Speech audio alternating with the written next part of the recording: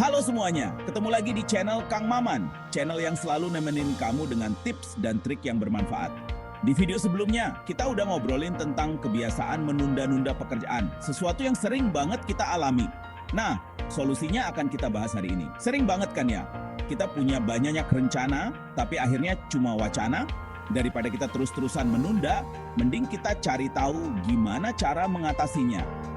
Yuk, kita bahas setiap masalah dan cara mengatasinya. Di video kali ini, kita akan bahas tuntas solusi-solusi ampuh untuk mengatasi kebiasaan menunda-nunda. Siap? Tonton video ini sampai habis ya. Nah, siapa nih yang suka nunda-nunda tugas karena ngerasa tugasnya susah atau rumit? Pasti banyak yang angkat tangan kan?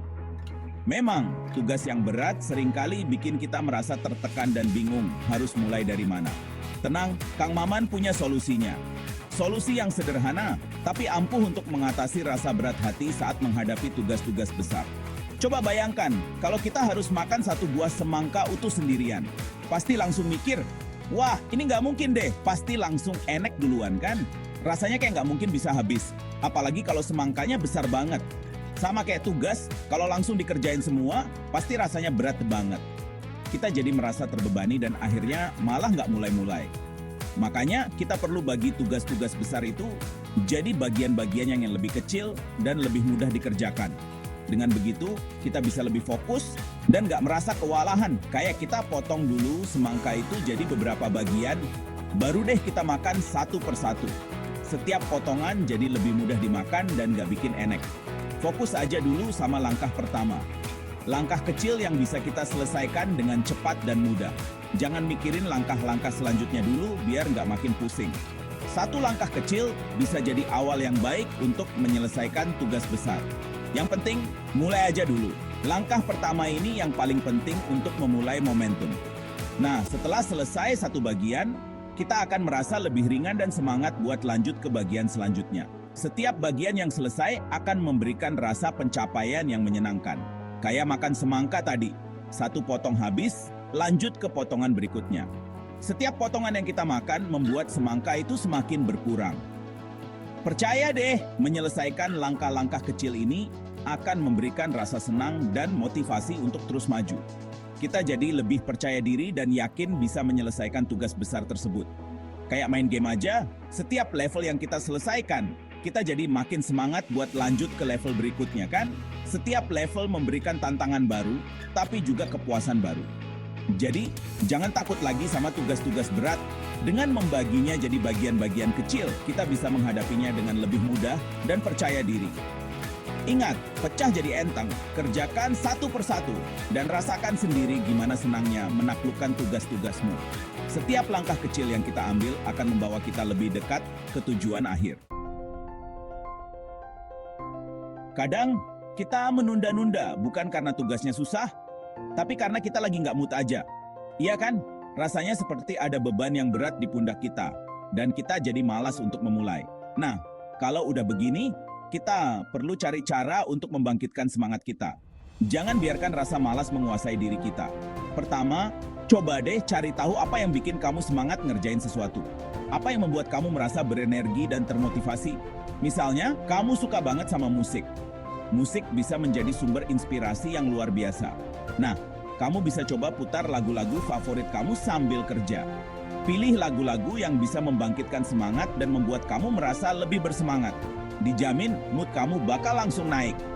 Musik bisa menjadi teman setia yang membantu kita tetap fokus dan termotivasi. Kedua, tetapkan target-target kecil yang mudah dicapai. Jangan langsung menetapkan target yang besar dan sulit. Misalnya, hari ini aku harus selesaiin satu bab dari tugas ini. Dengan begitu, kita tidak akan merasa terbebani, lebih mudah untuk memulai.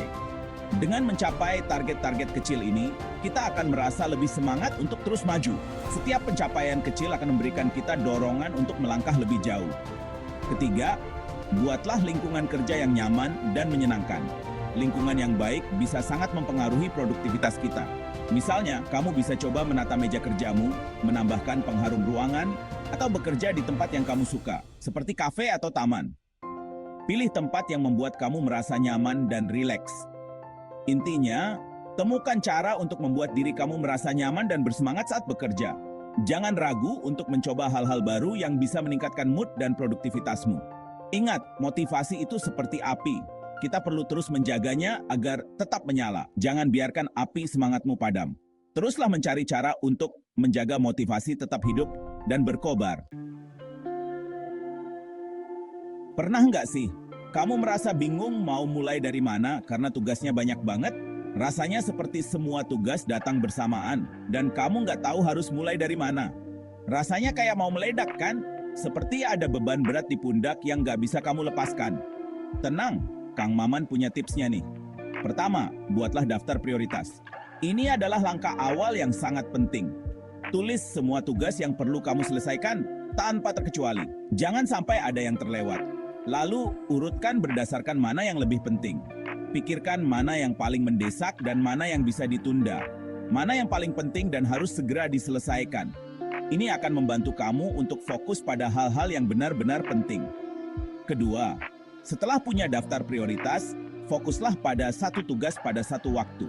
Jangan biarkan diri kamu terganggu oleh tugas lain. Jangan mencoba mengerjakan semuanya sekaligus, karena itu hanya akan membuat kamu semakin kewalahan. Multitasking seringkali membuat kita tidak produktif. Ketiga, mulai dengan tugas yang paling penting atau yang batas waktunya paling dekat. Ini akan memberikan kamu rasa pencapaian yang cepat. Dengan begitu, kamu bisa memastikan bahwa tugas-tugas penting terselesaikan tepat waktu. Ini juga akan mengurangi stres kamu. Ingat, mengatur prioritas itu seperti merapikan kamar yang berantakan. Kamu harus tahu mana yang harus disimpan dan mana yang harus dibuang. Kita perlu memilah-milah barang, mana yang perlu disimpan, mana yang perlu dibuang, dan mana yang perlu dirapikan. Ini adalah proses yang harus dilakukan dengan hati-hati, dan mana yang perlu dirapikan. Dengan begitu, kamu akan merasa lebih teratur. Dengan mengatur prioritas, kamu akan merasa lebih tenang dan teratur dalam menyelesaikan tugas-tugasmu. Kamu akan lebih percaya diri dan siap menghadapi tantangan berikutnya. Percaya deh, nggak akan ada lagi tuh drama. Duh, tugasnya banyak banget, bingung mau mulai dari mana. Kamu akan merasa lebih terorganisir dan siap untuk menyelesaikan semua tugas dengan efisien. Siapa di sini yang hobinya ngerjain tugas mepet deadline? Hayo ngaku. Kebiasaan ini nih yang sering disebut sistem kebakaran. Seru sih, tapi bahayanya juga gede. Nah, untuk menghentikan kebiasaan buruk ini, coba deh terapkan teknik deadline palsu. Jadi, tentukan deadline pribadi yang lebih awal dari deadline sebenarnya. Misalnya deadline tugasnya tanggal 10, kamu bisa setting deadline pribadi tanggal 8. Selain itu, kamu juga bisa coba teknik Pomodoro. Teknik ini mengharuskan kamu untuk fokus bekerja selama 25 menit, lalu istirahat selama 5 menit. Ulangi cara ini sampai tugas selesai. Dengan begitu, kamu akan terbiasa untuk mengerjakan tugas secara bertahap dan gak akan merasa terburu-buru di menit-menit terakhir. Ingat, mencegah lebih baik daripada mengobati. Setiap orang punya waktu produktifnya masing-masing.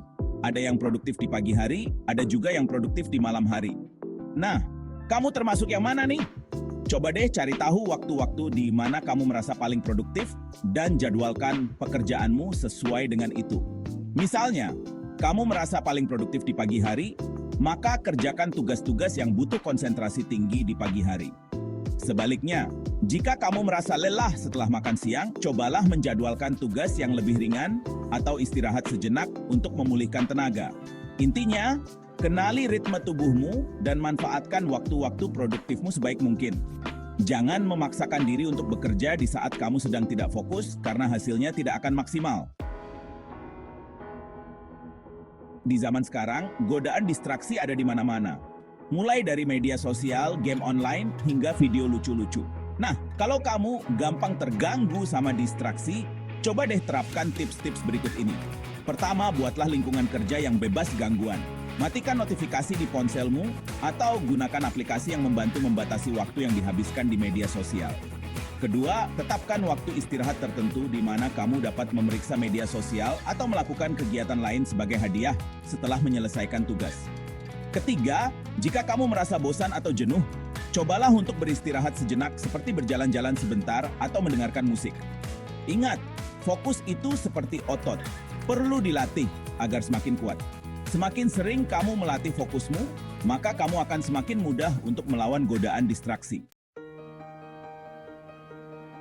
Nah, itu dia beberapa solusi ampuh untuk mengatasi kebiasaan menunda-nunda. Ingat, menunda-nunda pekerjaan hanya akan merugikan diri sendiri.